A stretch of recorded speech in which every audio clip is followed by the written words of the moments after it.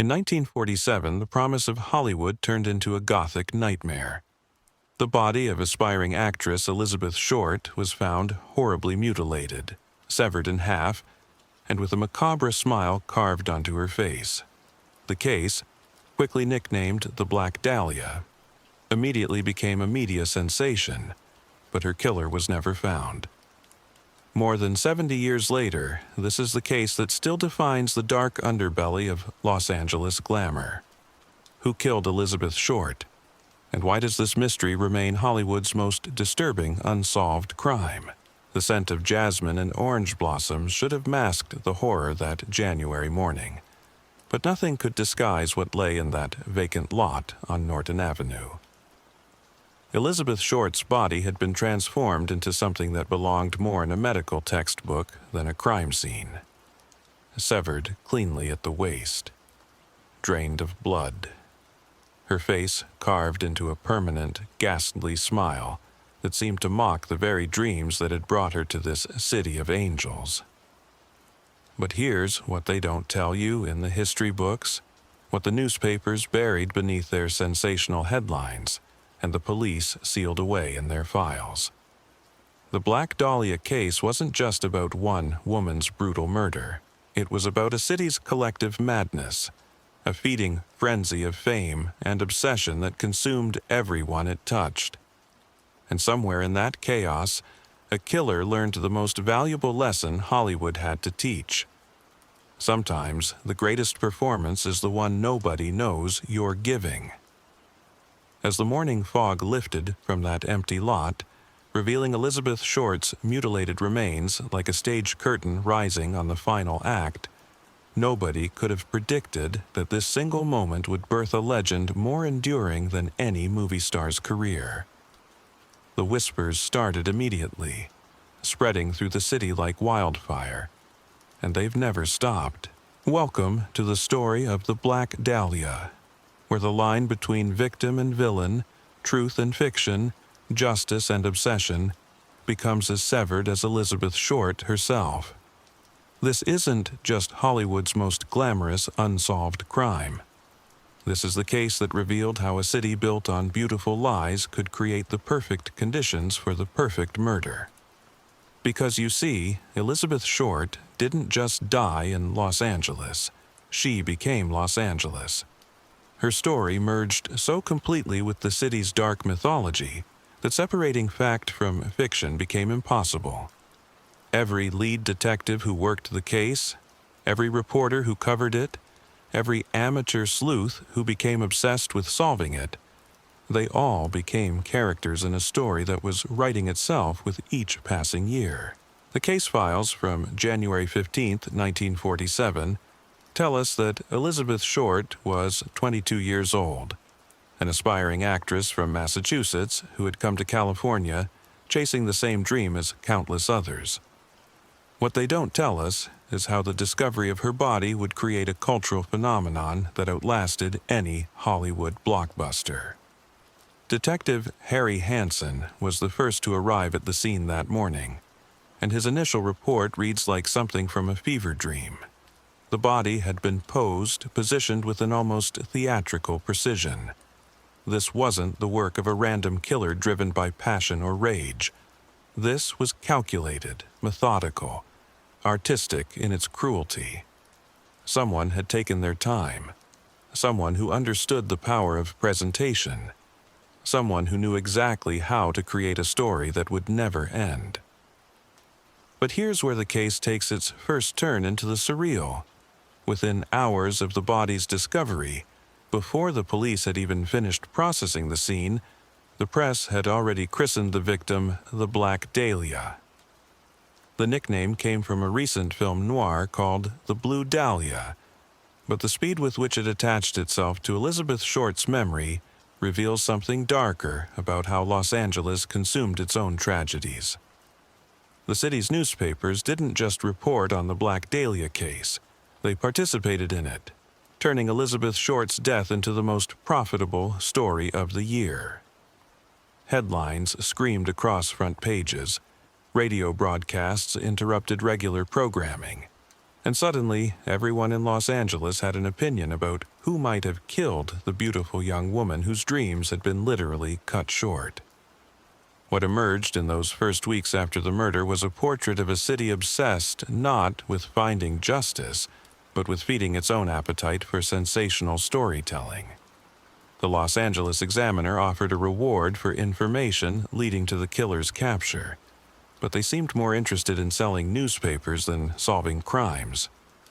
Each day brought new theories, new suspects, new angles to keep readers buying papers and advertisers buying space. Elizabeth Short herself became a character in this unfolding drama, but not the Elizabeth Short who had actually lived and breathed and dreamed of stardom. The press created a version of her that was more myth than woman, more symbol than person.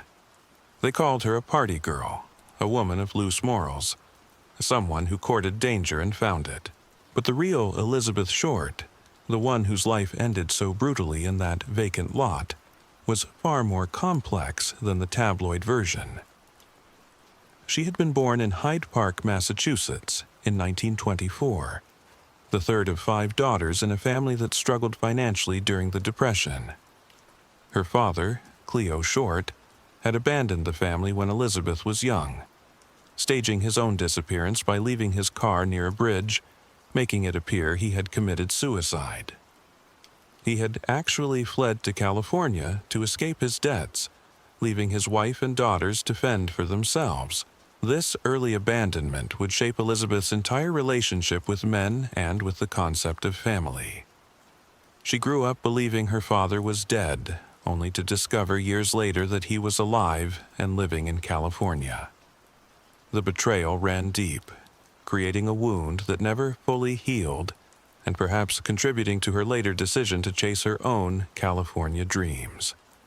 As a teenager, Elizabeth was beautiful in that classic 1940s way, with dark hair, pale skin, and striking features that photographed well.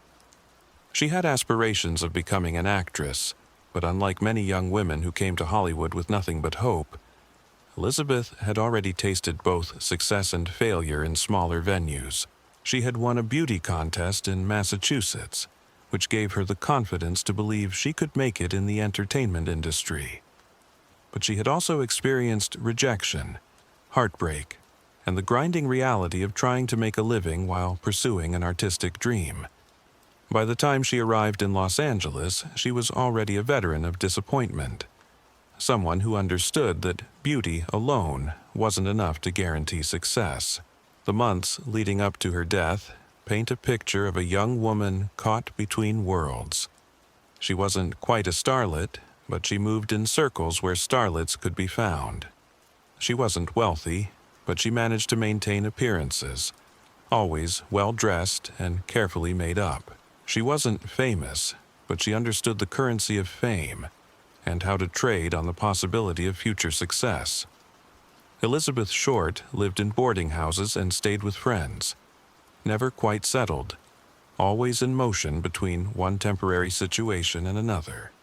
This nomadic lifestyle would later make it incredibly difficult for investigators to piece together her final days, as she left few traces and fewer reliable witnesses to her activities. What we do know is that in the weeks before her death, Elizabeth had been seen with various men around Los Angeles. Some were servicemen, others were civilians, all of them potential suspects in what would become one of the most investigated murders in American history. But the sheer number of possible leads, possible motives, possible killers would ultimately work against the investigation rather than helping it. The Los Angeles Police Department was unprepared for the media frenzy that erupted around the Black Dahlia case. They found themselves not just investigating a murder, but managing a 3-ring circus of reporters, photographers, amateur detectives, and attention seekers who all claimed to have information about the crime. Every day brought new confessions from people who claimed to have killed Elizabeth Short. Some were clearly delusional. Others seemed to know details about the crime that hadn't been released to the public. But sorting through these false confessions while pursuing legitimate leads proved to be an overwhelming task for investigators who were already working with limited resources and outdated methods. The autopsy results, when they were finally released, painted an even more disturbing picture of Elizabeth Short's final hours. The killer had tortured her before death, keeping her alive while inflicting unimaginable suffering. The precision of the mutilation suggested someone with medical knowledge, someone who understood human anatomy well enough to perform what amounted to a surgical procedure. But perhaps most chilling of all was the revelation that Elizabeth Short's body had been thoroughly cleaned before being deposited in that vacant lot. Someone had taken the time to wash away all evidence, all traces of where the murder had actually taken place. This wasn't the work of someone who had killed in a moment of passion and then panicked. This was someone who had planned not just the murder, but the aftermath. Someone who understood exactly how to frustrate any investigation that might follow. As January turned to February and February turned to March, it became clear that this case was unlike anything Los Angeles had ever seen. The killer had created not just a crime, but a mystery so perfectly constructed that it might never be solved. And in doing so, they had tapped into something dark and hungry in the American psyche, something that would keep this story alive long after Elizabeth Short's body had been laid to rest. The Black Dahlia case was becoming bigger than the crime itself, evolving into a cultural phenomenon that would define how America thought about unsolved mysteries, about the dark side of fame, about the price of dreaming too big in a city built on broken. The investigation that followed would prove to be as twisted and theatrical as the crime itself. Because in a city where everyone was performing, where every conversation was a potential audition, and every relationship a networking opportunity, how do you separate genuine leads from desperate attempts at 15 minutes of fame? Detective Harry Hansen, the lead investigator on the case, found himself drowning in a sea of false confessions, bogus tips, and attention-seeking fraudsters who seemed to view the Black Dahlia murder as their ticket to Hollywood notoriety. Within the first month, over 50 people had confessed to killing Elizabeth Short. Some claimed they had killed her in fits of passion. Others insisted it was self-defense, and a disturbing number provided elaborate fantasies about torture and mutilation that revealed more about their own psychological problems than about the actual crime. But buried within this avalanche of lies and delusion were genuine leads that deserved investigation. The problem was that the LAPD's resources were finite, and every hour spent chasing down a publicity-seeking confessor was an hour not spent following legitimate evidence. The media circus had created its own momentum, generating more noise than signal, more confusion than clarity.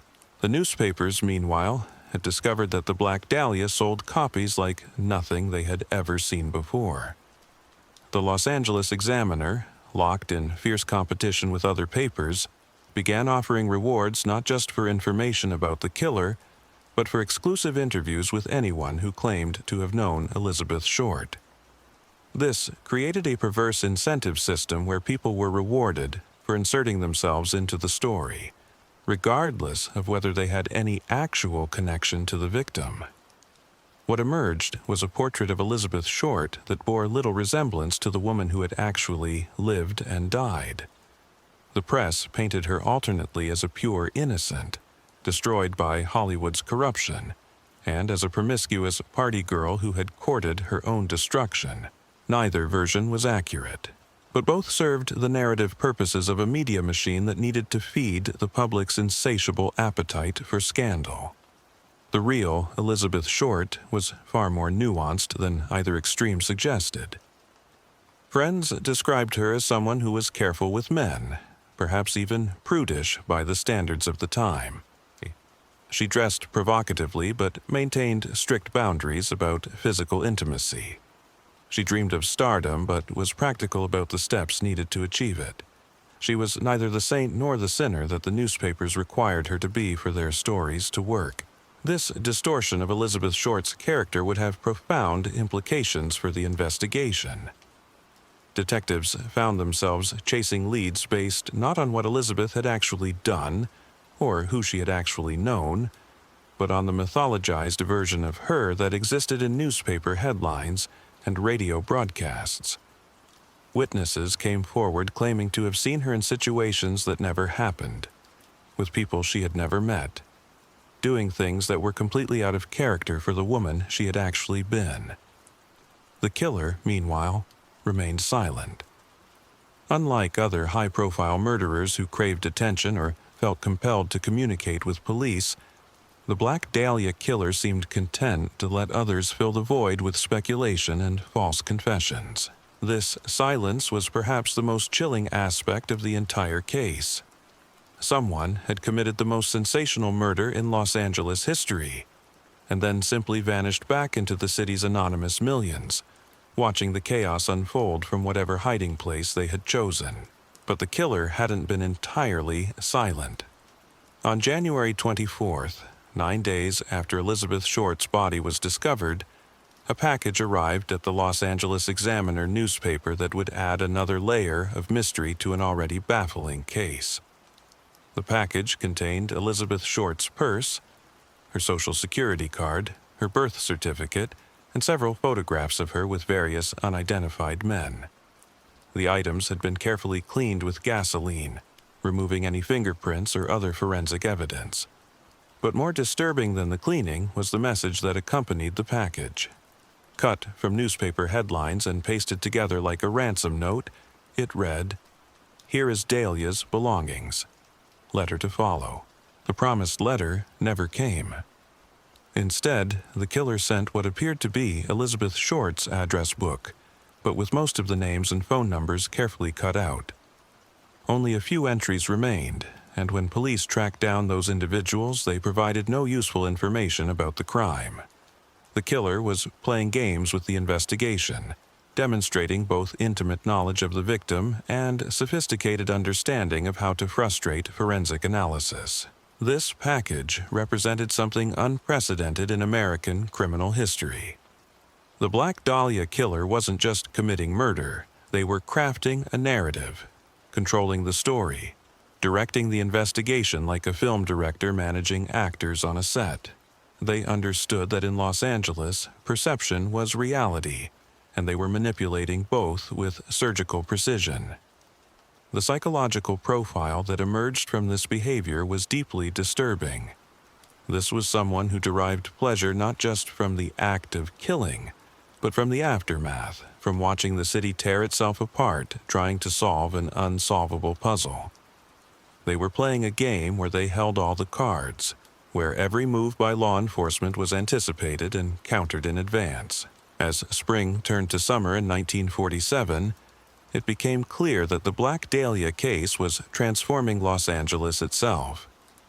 The murder had revealed fault lines in the city's social structure, exposing the vast gulf between Hollywood's glittering surface and the poverty and desperation that existed just beneath it. Elizabeth Short's story became a mirror in which the city saw its own contradictions, its own capacity for both dreams and nightmares. The investigation expanded beyond traditional police work into something resembling anthropological research. Detectives found themselves mapping the invisible networks of aspiring actors, failed screenwriters, and hangers-on who populated Hollywood's margins. They discovered a shadow economy of favors and obligations, of temporary relationships and shifting loyalties that operated parallel to the official entertainment industry. Elizabeth Short had moved through this world with the skill of someone who understood its unspoken rules. She knew how to accept help without creating obligations, how to maintain friendships without revealing secrets, how to project availability while maintaining distance. These were survival skills for someone living on society's edges, but they also made her the perfect victim for someone who understood how to exploit the vulnerabilities of people caught between worlds. The killer had chosen their victim with the same care they had taken in planning the murder itself. Elizabeth Short was visible enough to create headlines, but marginal enough that her disappearance wouldn't be immediately noticed. She was beautiful enough to capture public attention, but isolated enough that few people knew her daily routines or could provide detailed accounts of her final weeks. This calculated selection process suggested a predator who had been watching, learning, perhaps stalking other potential victims before settling on Elizabeth Short. The precision of the crime scene staging, the careful cleaning of evidence, the sophisticated psychological manipulation of the aftermath. All of this pointed to someone who had thought deeply about murder, who had studied it as others might study their craft. But who in Los Angeles in 1947 possessed this combination of medical knowledge, psychological sophistication, and theatrical sensibility? The suspect pool was vast and varied, ranging from actual medical professionals to Hollywood makeup artists who understood anatomy, from frustrated screenwriters who had studied crime fiction to military veterans who had been trained in methods of interrogation and torture. Each potential suspect brought their own compelling narrative to the case. Dr. George Hillhodel, a prominent physician with a reputation for unconventional behavior and possible connections to surrealist art movements that celebrated violence and transgression. Mark Hansen, a nightclub owner who had briefly employed Elizabeth Short and who had connections throughout Hollywood's underworld. Robert Red Manley, the married salesman who had been one of the last people to see Elizabeth alive, and whose nervous behavior during police interviews suggested he was hiding something significant. The problem wasn't a lack of suspects, it was an abundance of them. Los Angeles in 1947 was full of people with the means, motive, and opportunity to commit this crime. The city's transient population, its culture of reinvention and assumed identities, its blurred lines between legitimate entertainment and criminal enterprises. All of this created the perfect environment for someone to commit the perfect murder and then disappear without a trace. As the first anniversary of Elizabeth Short's death approached, Detective Hansen and his team had interviewed thousands of people, pursued hundreds of leads, and accumulated enough paperwork to fill an entire filing cabinet. But they were no closer to identifying the killer than they had been on that January morning when the body was first discovered.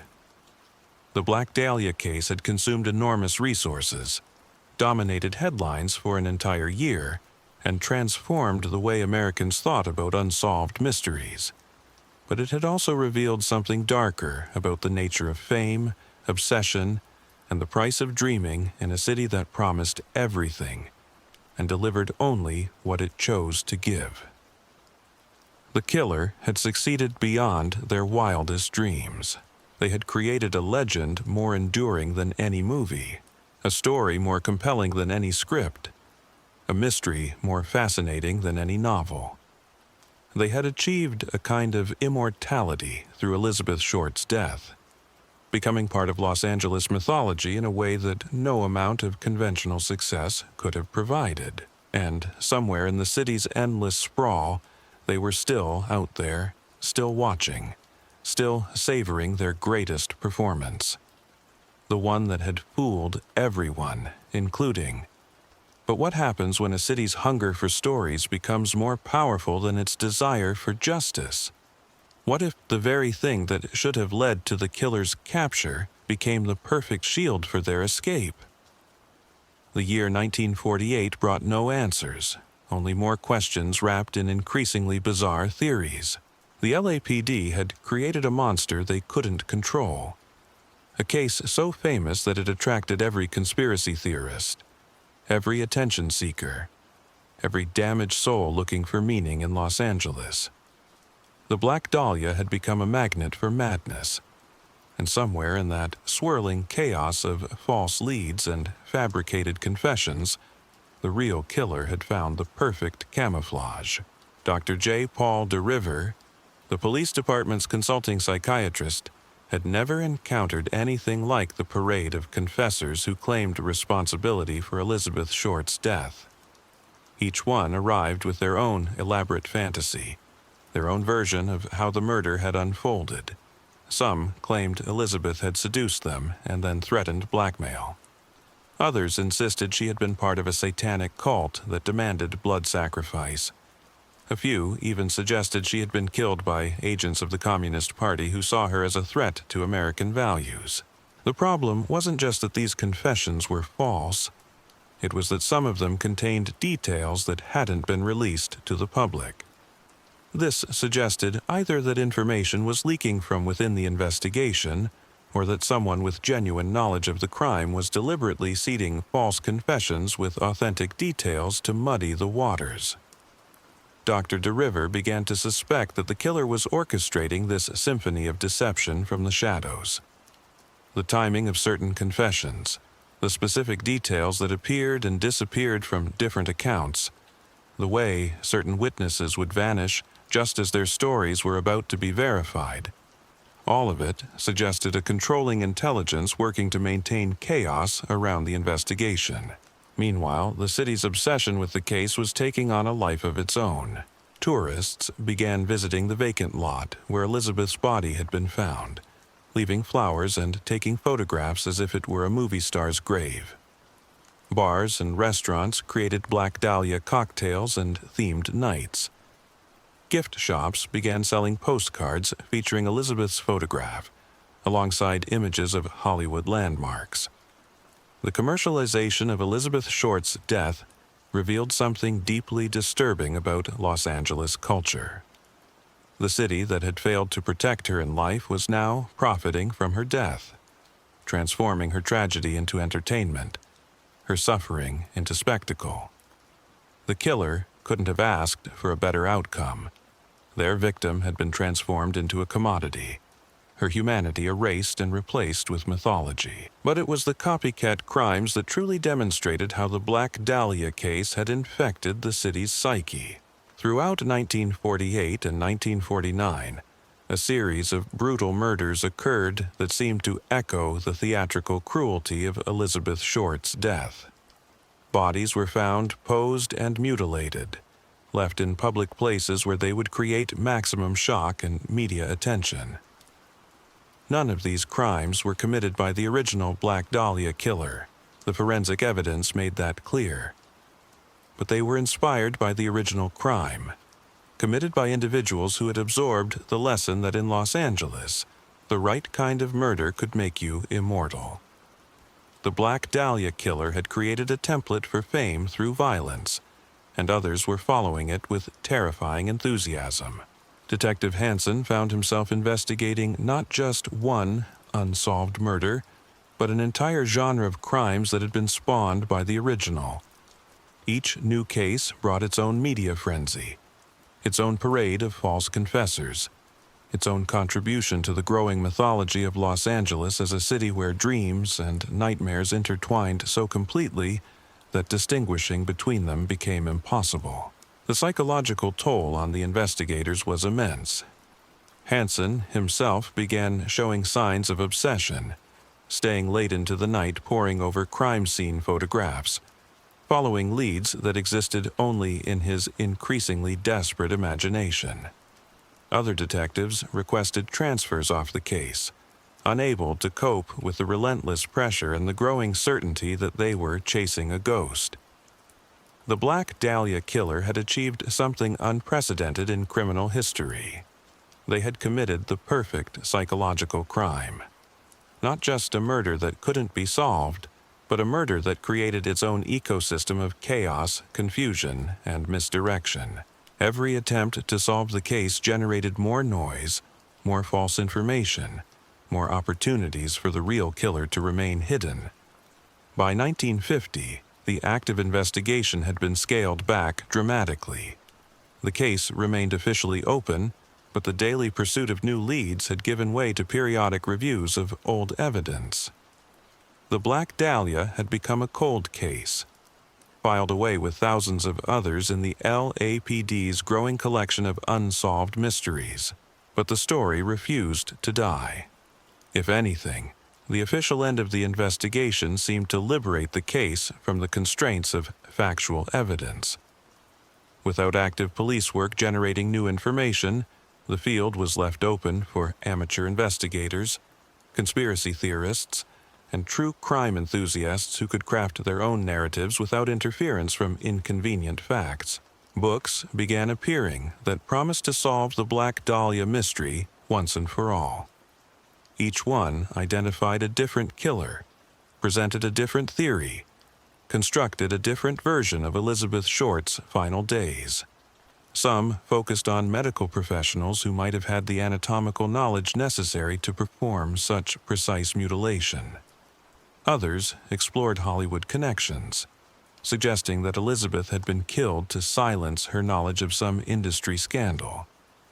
A few authors proposed that the murder was connected to organized crime, that Elizabeth had been killed as a message to others who might consider betraying certain interests. Still, others suggested international conspiracies involving communist agents or Nazi war criminals who had fled to Los Angeles after World War II.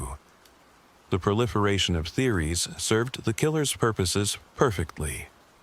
Each new book, each new documentary, each new investigation muddied the waters further, creating more confusion rather than clarity.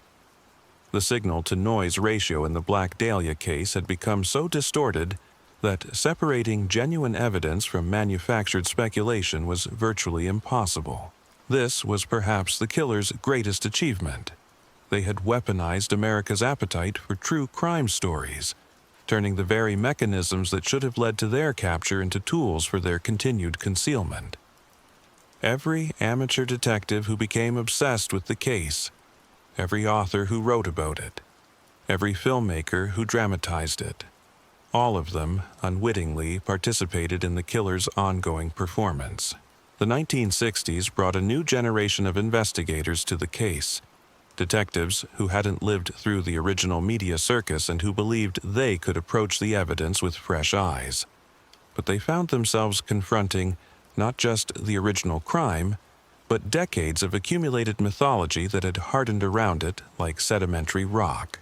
The case files had grown to enormous proportions, filled with thousands of pages of witness statements, suspect interviews, and investigative reports. But much of this material was contaminated by the media frenzy that had surrounded the original investigation.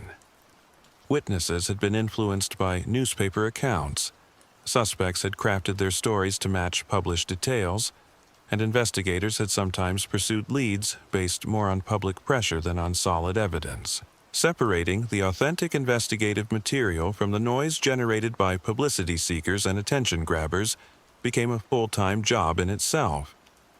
The Black Dahlia case had become archaeological in nature. Each layer of investigation had to be carefully excavated and analyzed before the layer beneath it could be examined. But even this painstaking approach yielded frustratingly little new information. The killer had been too careful, too thorough in their elimination of evidence. The crime scene had been scrubbed clean, the victim's personal effects carefully sanitized, and any witnesses who might have provided useful information had either disappeared or died in the intervening years. What emerged from these later investigations was a deeper understanding of how the killer had exploited the specific conditions that existed in Los Angeles in 1947. The city's transient population, its culture of assumed identities, its blurred boundaries between legitimate entertainment and criminal enterprises.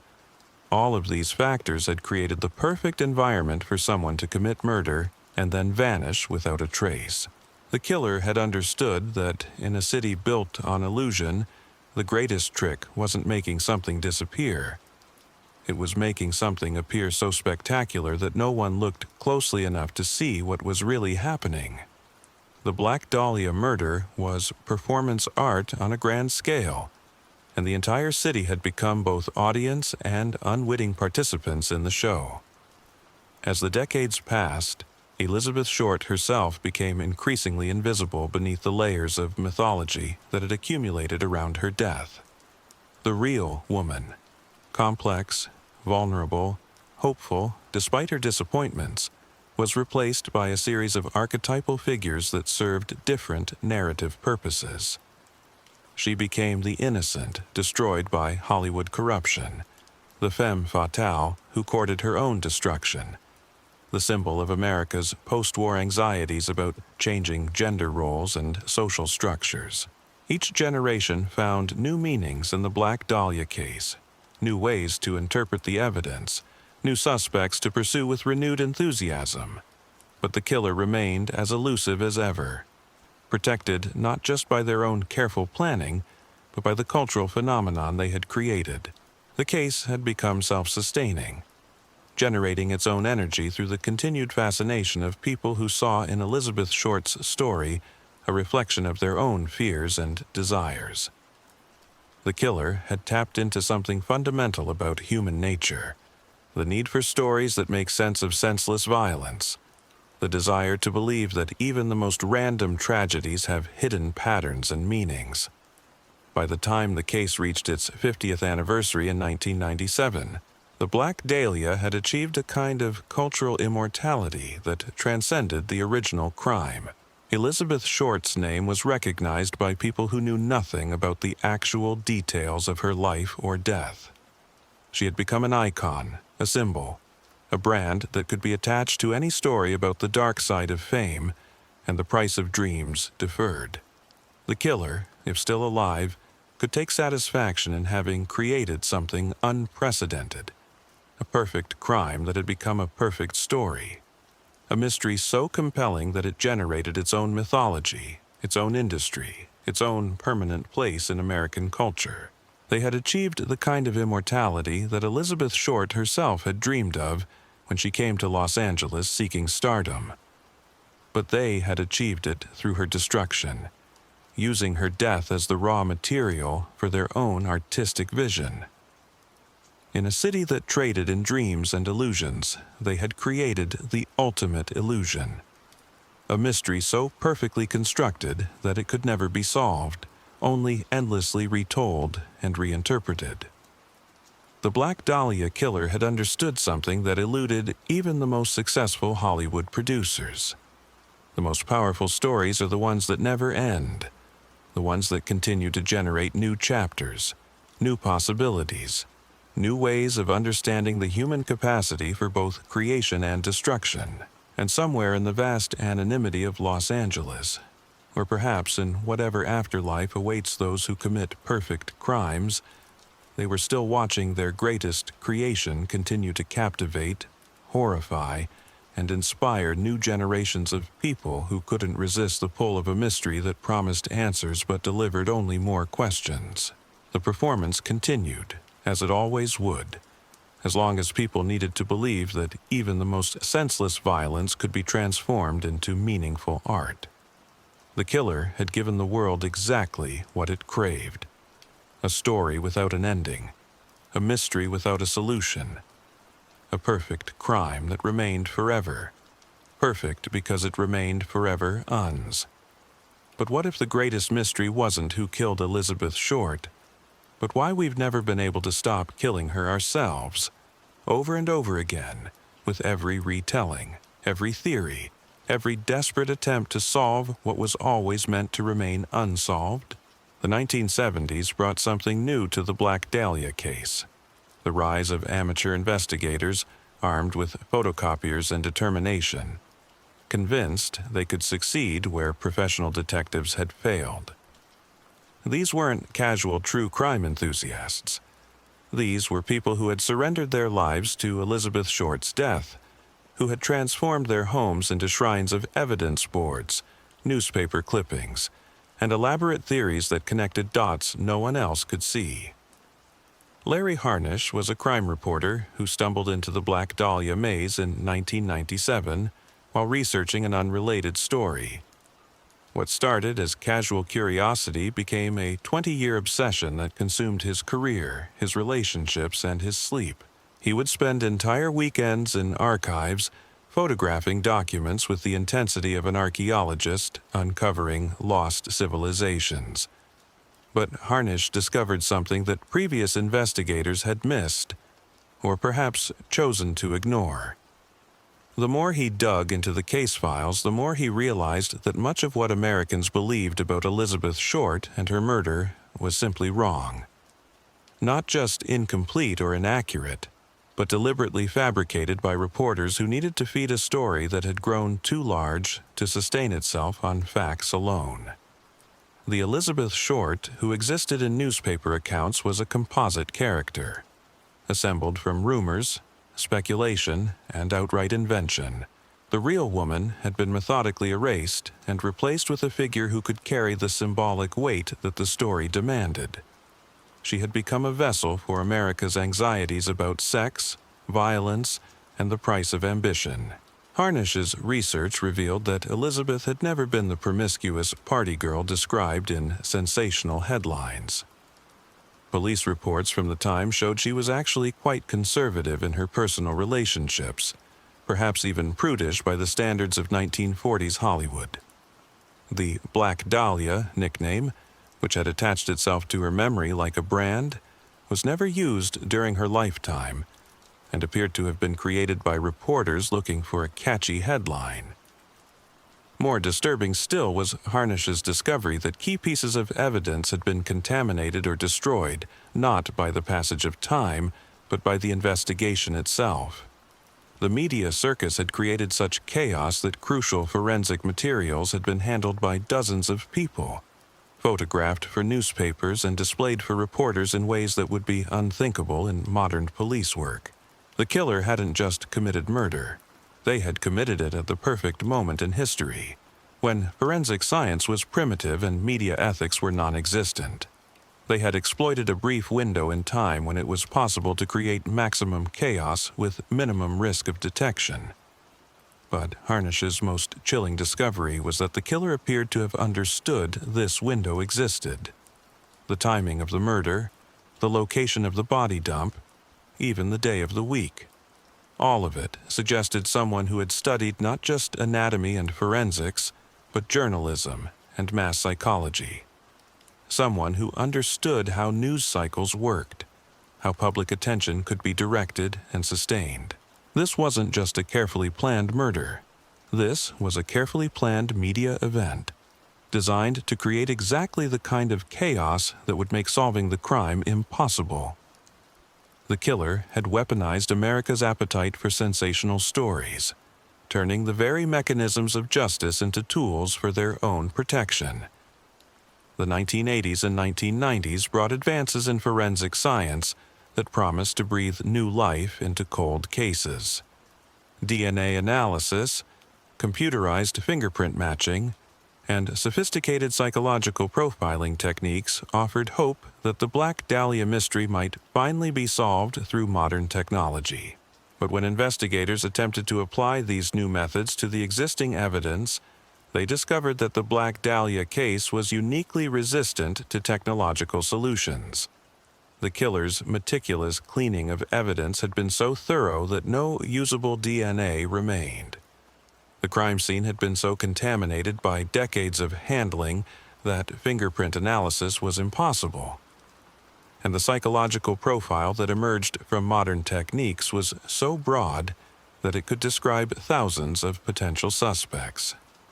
Dr. Cheryl McCollum, a cold case expert who reviewed the Black Dahlia files in the 1990s, concluded that the killer had displayed an almost supernatural understanding of how forensic investigations worked. They had eliminated not just the evidence that existed in 1947, but evidence that might become useful with future technological advances. This suggested someone with extensive knowledge of police procedures, medical examinations, and scientific investigation. Not just a killer, but a student of killing. Someone who had researched murder with the same dedication that others might research their profession or hobby. The profile that emerged was of someone who was highly intelligent, methodical, and patient. Someone who could plan years in advance, and who understood that the perfect crime required not just avoiding capture, but creating conditions where capture would become impossible regardless of future developments. But perhaps most disturbing of all was McCollum's conclusion that the killer had derived pleasure, not just from the act of murder, but from the ongoing performance of remaining undetected. They were still out there, somewhere, watching their creation continue to captivate and frustrate new generations of investigators.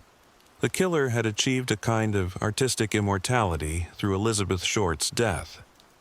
Every book written about the case, every documentary produced, every amateur investigator who became obsessed with solving it, all of them were unwitting collaborators in an ongoing performance that had outlasted any Broadway show or Hollywood blockbuster.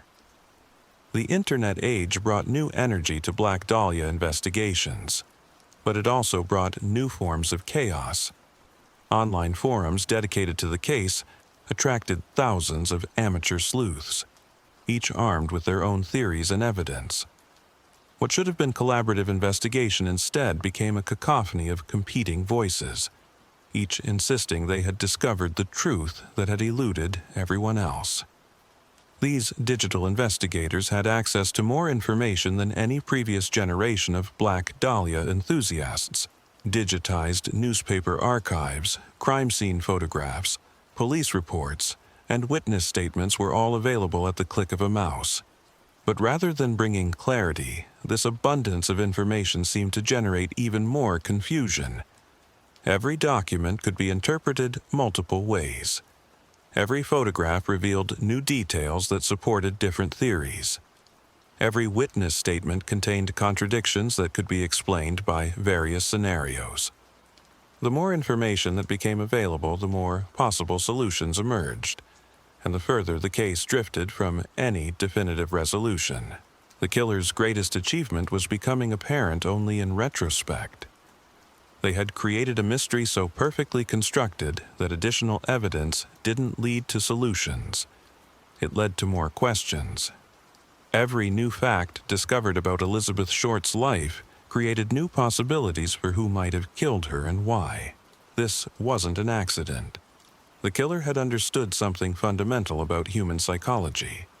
People needed mysteries to make sense of, patterns to discover, puzzles to solve. By creating a mystery that appeared solvable but was actually designed to generate infinite complexity, they had tapped into an inexhaustible source of human energy and attention. The Black Dahlia case had become a kind of perpetual motion machine, powered by humanity's need to find meaning in chaos. Every attempt to solve it generated more energy for its continuation, more reasons for people to remain obsessed, more material for future investigators to analyze and reanalyze. Steve Hodel emerged in the early 2000s as perhaps the most controversial figure in Black Dahlia history. A former LAPD detective, Hodel claimed that his own father, Dr. George Hill Hodel, had been Elizabeth Short's killer. His theory was supported by circumstantial evidence, psychological analysis, and what appeared to be photographic proof connecting his father to the victim. But Hodel's investigation revealed something even more disturbing than paternal guilt. His research suggested that the Black Dahlia murder had been just one crime in a series, that his father had been a serial killer whose other victims had been overlooked or misclassified by investigators who were too focused on the sensational aspects of Elizabeth Short's death. According to Hodel's theory, the killer had used the media circus surrounding the Black Dahlia case as cover for additional murders. While police and reporters were obsessing over Elizabeth Short, other women were dying in similar circumstances, their deaths dismissed as unrelated because they lacked the theatrical staging that had made the Black Dahlia case famous. This possibility was perhaps the most chilling aspect of the entire mystery. The killer might have achieved not just the perfect individual murder, but the perfect serial killing spree, using the fame of one victim to obscure the deaths of many others. The media attention that was supposed to lead to justice had instead provided camouflage for additional crimes. Whether or not Hodel's specific accusations about his father were accurate, his research highlighted a troubling truth about the Black Dahlia investigation. The focus on solving one spectacular murder might have blinded investigators to patterns that could have revealed a much larger criminal enterprise. The killer's understanding of human psychology extended beyond individual behavior to mass psychology, media manipulation, and the ways that spectacular crimes could be used to distract attention from less dramatic but equally significant patterns of violence. As the Black Dahlia case entered its seventh decade, it had achieved something unprecedented in American criminal history. It had become more famous than almost any solved crime, more culturally significant than cases that had actually resulted in arrests and convictions. Elizabeth Short's murder had transcended its original context to become a permanent fixture in American mythology. The case appeared in movies, television shows, novels, and songs. It inspired artists, writers, filmmakers, and musicians who found in Elizabeth Short's story a rich source of material for exploring themes of ambition, corruption, violence, and the price of fame. She had achieved the Hollywood immortality she had dreamed of, but only through her death, and only as a character in other people's stories. The killer had created something that outlasted any movie, any song, any work of art produced in Hollywood's golden age. They had crafted a mystery so compelling that it continued to generate new interpretations, new possibilities, new reasons for people to remain fascinated with a crime that had occurred before most Americans were born. But perhaps the most disturbing aspect of the Black Dahlia's cultural impact was how it had normalized the exploitation of real tragedy for entertainment purposes. Elizabeth Short's death had been transformed into a commodity, packaged and sold in countless forms, consumed by audiences who forgot that behind the mythology was a real woman whose life had been brutally ended by someone who was never held accountable. The case had established a template that would be followed by countless other unsolved mysteries, true crime stories, and cold cases that achieved fame not through resolution, but through their ability to generate endless speculation. The Black Dahlia killer had taught America that some stories were more valuable unsolved than solved, more profitable as mysteries than as closed cases. Contemporary true crime culture, with its podcasts, documentaries, and amateur investigation communities, could trace its origins directly back to the media circus that surrounded Elizabeth Short's murder. The killer had predicted and exploited humanity's appetite for real-life horror stories, creating a product that would never stop selling because it could never be fully consumed. Every new generation of true crime enthusiasts would discover the Black Dahlia case and believe they could be the ones to finally solve it. Every new advance in technology would seem to offer fresh possibilities for analysis. Every new theory would appear to explain previously inexplicable evidence, but the case would remain unsolved not because the evidence was insufficient, but because it was designed to be unsolvable. The killer had created a perfect closed loop, a mystery that generated its own energy for continuation, a story that wrote itself through the efforts of people who believed they were investigating rather than performing. The Black Dahlia case had become the ultimate performance art piece, a work that existed not on canvas or stage, but in the collective consciousness of a culture that couldn't stop trying to solve what was always meant to remain mysterious. The killer had achieved artistic immortality through Elizabeth Short's death, and somewhere in the vastness of time and space, they were still watching their greatest creation continue to captivate, frustrate, and inspire new generations of people who couldn't resist the pull of a perfectly constructed lie. The truth was that there might never have been a truth to find. The killer had understood that in a city built on illusions, the greatest magic trick wasn't making something disappear. It was making something appear so real that no one questioned whether it had ever existed in the first place. The Black Dahlia mystery wasn't just unsolved, it was unsolvable, and that had always been the point. The question that haunts every detective who ever worked the Black Dahlia case isn't who killed Elizabeth Short. It's whether solving it would destroy the very thing that made Los Angeles possible. because by the time the 1950s dawned, something had fundamentally shifted in the city's DNA. The Black Dahlia hadn't just become an unsolved murder. It had become the operating system for how Los Angeles processed its own darkness. Detective Hansen retired in 1954, 7 years after finding Elizabeth's body in that vacant lot. His final report on the case was 3 pages long, remarkably brief for an investigation that had consumed thousands of hours and generated enough paperwork to fill a warehouse. But those 3 pages contained a confession that the LAPD would never make public.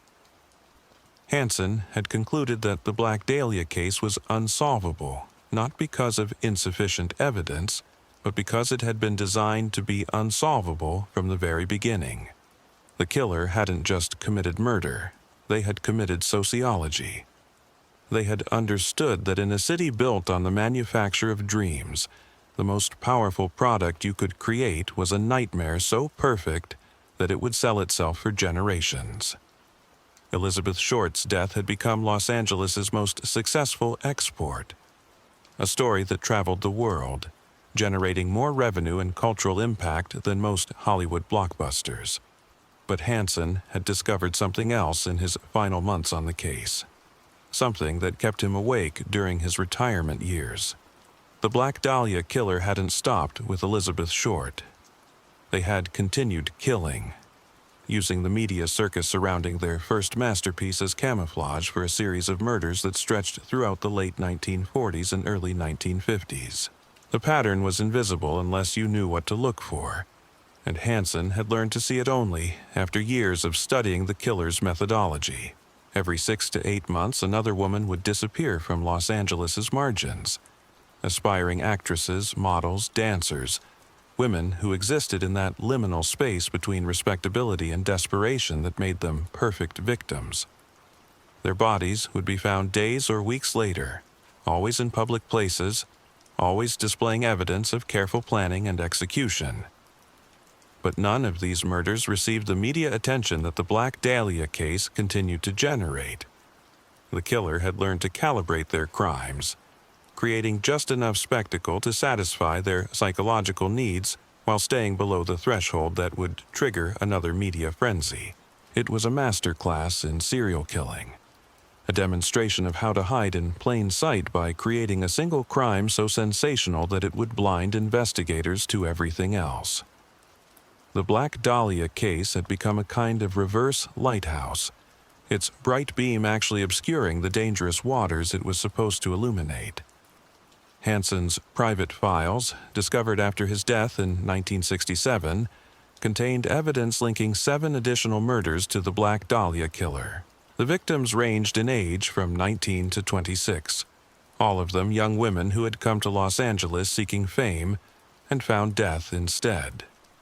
Their names: Patricia Morrison, Susan Vale, Dorothy Martinez, Catherine Webb, Jennifer Lynn, Maria Santos, and Nancy Foster, had been forgotten by history, overshadowed by Elizabeth Short's enduring notoriety.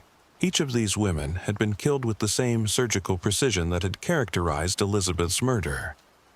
Each body had been carefully cleaned and positioned for maximum psychological impact, and each crime scene had contained subtle signatures that linked it to the original Black Dahlia killing, details so small that they would only be noticed by someone who had studied the first murder with obsessive intensity. But Hansen had also discovered something that chilled him more than the evidence of additional murders. The killer was evolving, learning, refining their technique with each new victim.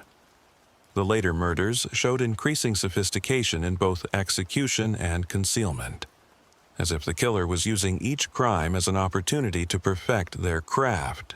By the early 1950s, the killer had achieved something unprecedented in criminal history.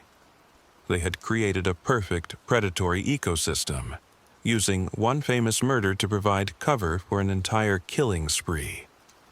The media's continued obsession with Elizabeth Short had given them the ultimate camouflage, allowing them to operate with virtual impunity as long as they kept their subsequent crimes below the threshold of public attention.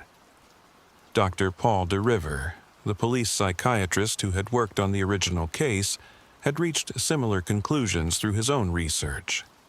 His confidential report to the LAPD in 1953 described a killer who had demonstrated unprecedented psychological sophistication in the manipulation of public attention and law enforcement resources. De River's analysis suggested that the killer had studied not just anatomy and forensics, but mass psychology, media manipulation, and criminal investigation procedures. They had approached murder not as an emotional release or compulsive behavior, but as a form of performance art that required careful study of their audience's responses and expectations. This individual has weaponized our own investigative processes against us, de River wrote in his final assessment. Every resource we dedicate to solving the Black Dahlia case is a resource unavailable for detecting their ongoing criminal activities. They have created a perfect closed loop where our attempts to achieve justice actually facilitate their continued evasion of it. The killer's understanding of human psychology extended far beyond individual behavior to encompass mass psychology, cultural dynamics, and the ways that spectacular crimes could be used to manipulate entire social systems. They had turned the machinery of justice into an instrument for their own protection, using society's hunger for sensational stories as a shield against detection. But perhaps most disturbing of all was de River's conclusion about the killer's ultimate motivation. This wasn't someone driven by sexual compulsion, financial gain, or even the simple pleasure of causing death. This was someone who derived satisfaction from demonstrating their intellectual superiority over an entire civilization, from proving that they could manipulate millions of people while remaining completely invisible. The Black Dahlia case had become their laboratory for studying human nature, their ongoing experiment in the limits of social manipulation. Every book written about the case, every documentary produced, every amateur investigator who became obsessed with solving it, all of them were unwitting test subjects in a psychological study that had been running for decades. The killer had achieved something that transcended ordinary criminal success. They had become an invisible puppet master, pulling strings that controlled how an entire culture thought about crime, justice, celebrity, and the price of ambition. They had written themselves into American mythology while remaining completely absent from it, present only as an absence, a void that shaped everything around it. By the mid-1950s, the active hunt for additional Black Dahlia victims had been quietly abandoned. The LAPD couldn't publicly acknowledge that they had evidence of a serial killer operating under their noses for nearly a decade without admitting that their flagship investigation had been fundamentally misdirected from the beginning. The 7 additional victims identified by Hansen were filed away as separate cases, their connections to Elizabeth Short's murder buried in confidential reports that would remain sealed for decades. The killer had succeeded not just in evading capture but in convincing their pursuers to participate in their own concealment. But the killer's greatest achievement was still to come. As the 1950s progressed and American culture began its transformation into the media-saturated society we recognize today, the Black Dahlia case became the template for how unsolved mysteries would be packaged, marketed, and consumed by mass audiences. Television shows, radio programs, magazine articles, and eventually entire books began appearing that promised to solve the Black Dahlia mystery once and for all. Each one presented new theories, new suspects, new interpretations of the evidence. But rather than bringing clarity, this proliferation of solutions created even more confusion, more noise to obscure any signal that might have led to the truth. The killer had predicted and exploited this cultural shift, understanding that in a society increasingly hungry for entertainment, even real tragedies would eventually be transformed into products for mass consumption. They had positioned Elizabeth Short's murder at the exact intersection of crime and entertainment, ensuring that it would be endlessly recycled and reinterpreted as American media culture evolved. Every new generation of Americans would discover the Black Dahlia case and become fascinated by its combination of glamour, violence, and mystery. Every new advance in forensic technology would seem to offer fresh hope for solving the case. Every new theory would appear to explain previously inexplicable evidence. But the case would remain unsolved because it was designed to generate complexity rather than clarity, questions rather than answers, engagement rather than resolution. The killer had created a perfect mystery, one that would continue to captivate and frustrate new generations of investigators while providing perpetual camouflage for their own successful evasion of justice. The true horror of the Black Dahlia case wasn't just that a brutal killer had never been caught. It was that they had transformed their crime into a cultural phenomenon that served their purposes better than any conventional escape could have. They had achieved a kind of immortality through Elizabeth Short's death, becoming permanently embedded in American consciousness while remaining completely invisible within it.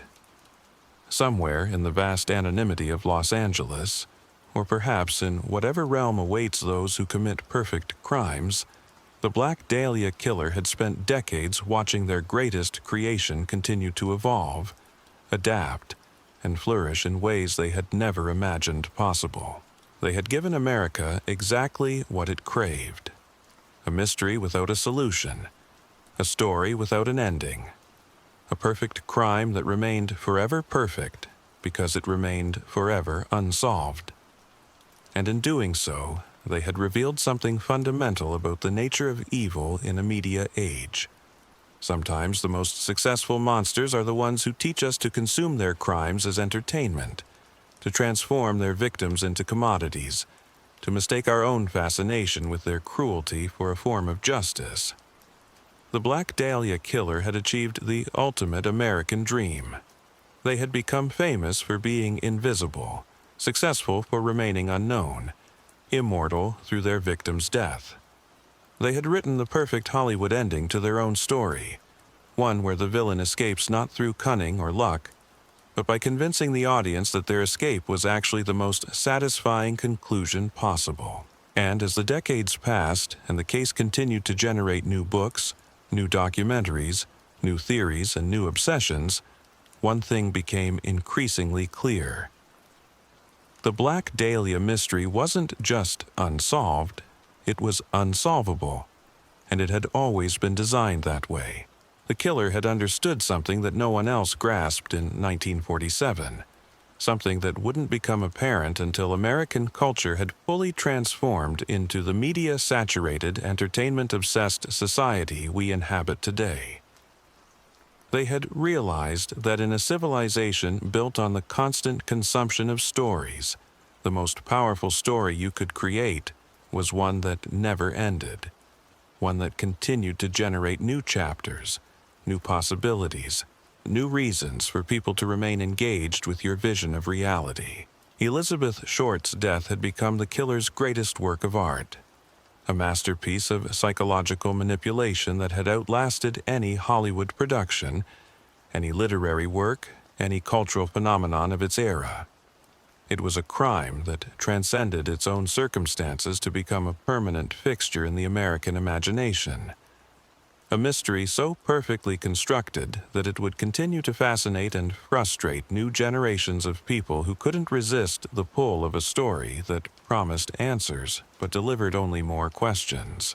The performance continued, as it always would, as long as people needed to believe that even the most senseless violence could be transformed into meaningful narrative.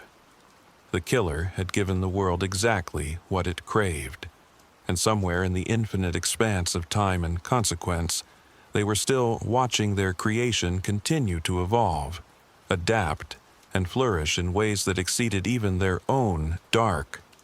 What if the greatest performance in Hollywood history wasn't captured on film, but carved into flesh with surgical precision? What if the most successful artist to ever work in Los Angeles never signed a contract, never appeared in credits, never even revealed their name, yet created a masterpiece that's still playing 77 years later. The morning mist clung to Norton Avenue like a funeral shroud, carrying the scent of jasmine that couldn't quite mask something else. Something metallic and wrong that made Detective Harry Hanson's stomach turn before he even saw what waited for him in that vacant lot. The call had come in at 10:23 a.m. Possible homicide, unusual circumstances, but nothing in Hanson's 15 years on the force had prepared him for the tableau that emerged as the fog lifted like a theater curtain, revealing the final act of Someone's Session Reconnected touched this case. The killer didn't just disappear into the California sunshine.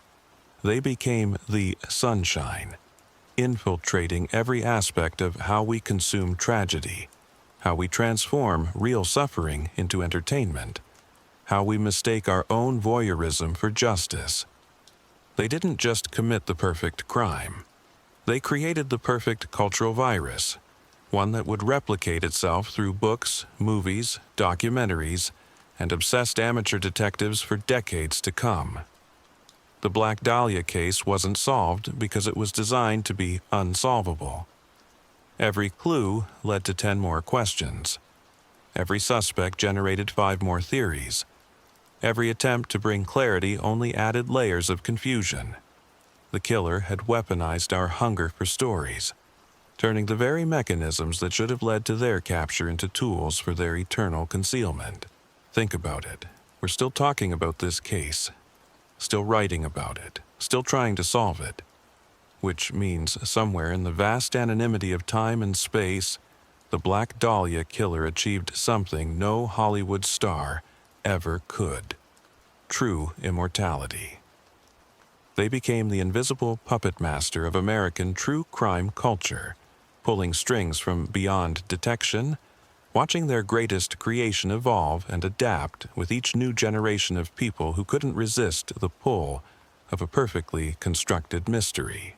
The Elizabeth Short, who lived and breathed and dreamed of stardom, died on January 15, 1947. But the Black Dahlia was born that same day, and she's still performing, still captivating audiences, still generating revenue for an industry built on her destruction. The killer understood something that wouldn't become clear for decades. In a media-saturated society, the most powerful story you can create is one that never ends. But what happens when you realize you've been part of the performance all along? What if every book about the Black Dahlia, every documentary, every podcast, every late-night discussion about who might have killed Elizabeth Short, what if all of it has been exactly what the killer wanted? What if we haven't been investigating a crime, but participating in an ongoing art installation where we're both the audience and the exhibit? The killer left us more than a body in that vacant lot. They left us a mirror, and for 77 years, we've been staring into it, seeing our own dark fascinations reflected back at us, mistaking our voyeurism for virtue, our consumption for compassion. Welcome to the Black Dahlia case, where the real mystery isn't who killed Elizabeth Short. It's why we can't stop killing her ourselves, over and over again, with every retelling, every theory, every desperate attempt to solve what was always meant to remain beautifully, perfectly, eternally unsolved. The performance continues, and somewhere in the darkness between what we know and what we think we want to know, the applause never. 77 years later, Elizabeth Short's killer achieved something no Hollywood producer ever could. They created a story that writes itself, generates its own sequels, and never stops selling tickets. Every amateur detective who becomes obsessed with solving this case, every book that promises the final answer, every documentary that claims to reveal the truth, all of them are unwitting performers in the killer's greatest production, a show that's been running since 1947 and shows no signs of closing. The Black Dahlia wasn't just Los Angeles's most glamorous unsolved crime. It was the birth of modern true crime culture, the template for how we transform real tragedy into entertainment, how we mistake our fascination with violence for a search for justice. Somewhere in the vast darkness between what we know and what we think we want to know, the real killer achieved perfect immortality. Not through fame, but through our endless, desperate attempts to give their masterpiece an ending it was never designed to have.